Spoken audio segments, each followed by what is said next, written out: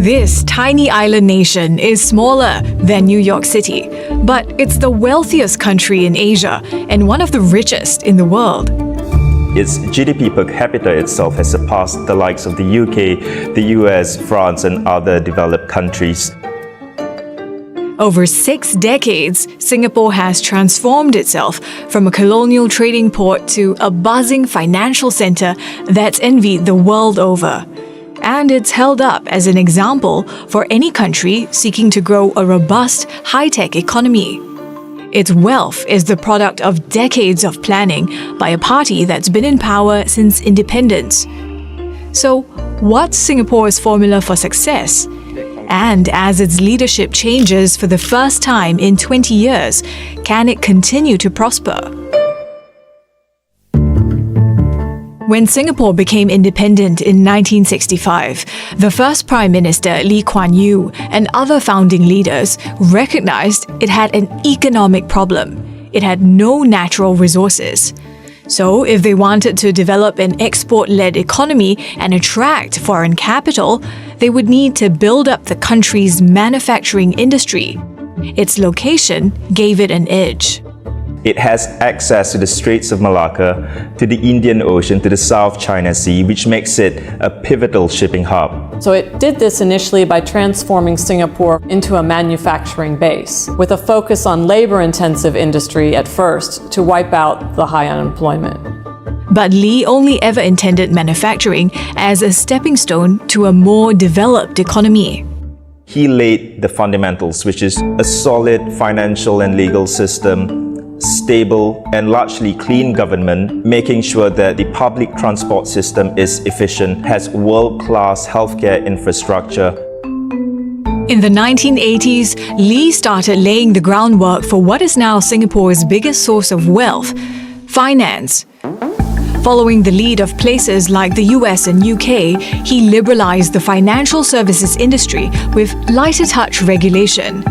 The legacy of that approach is evident today. 4,200 multinational companies have regional headquarters here. Low taxes are a big reason for that. Singapore's corporate tax rate is just 17% and can hit 13.5% or lower for some activities. That's also because Lee's successor, Goh Chok Tong, continued to lean into attracting big business. Singapore shifted emphasis to a knowledge-based economy that relies more on creativity and growing Singapore's entrepreneurs. In 2004, Lee Hsien Loong, Lee Kuan Yew's eldest son, took over the premiership. And he realized to retain the flow of businesses and wealth, it needed to be an even more attractive place to live in. With its prime location, Singapore had to become a destination in itself.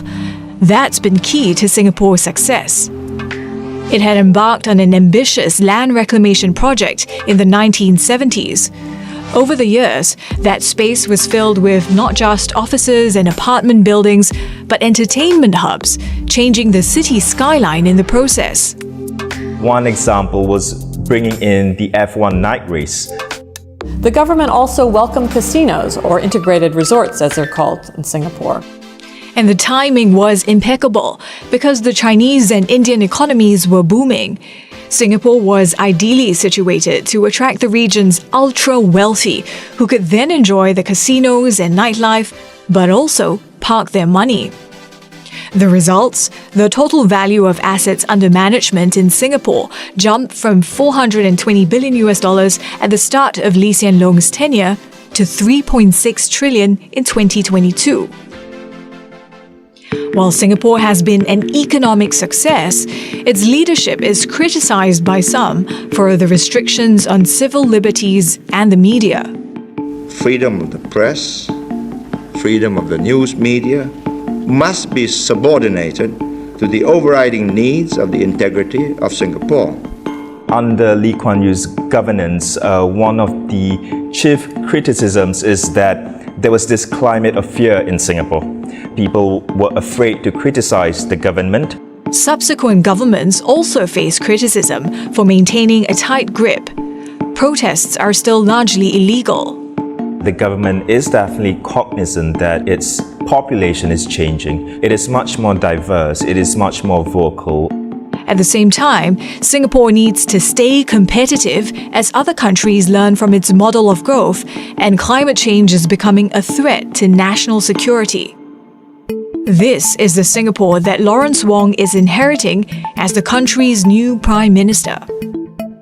Wong, who grew up in public housing, earned praise for his leadership in the country's COVID-19 response. He's seen as having more of a common man's touch.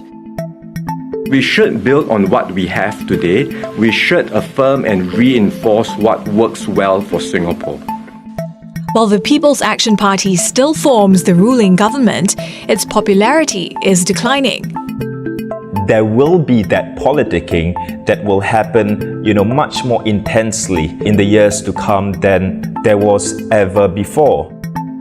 The buildup of wealth has brought problems of its own. Housing prices have increased, the cost of living has gone up. Part of Singapore's growth model has been to attract foreign labor. But too much foreign worker inflow raises concerns by the citizens that the foreigners are taking too many of the good jobs. If you just look at the numbers, inequality has been reduced, but that's not how some residents feel. The country's rapidly aging population is also going to add pressure to workforce growth and government spending. So, whether it's managing discontent or guiding Singapore's continued evolution into a tech hub, Wong's job is to sustain the city-state's hard-earned success.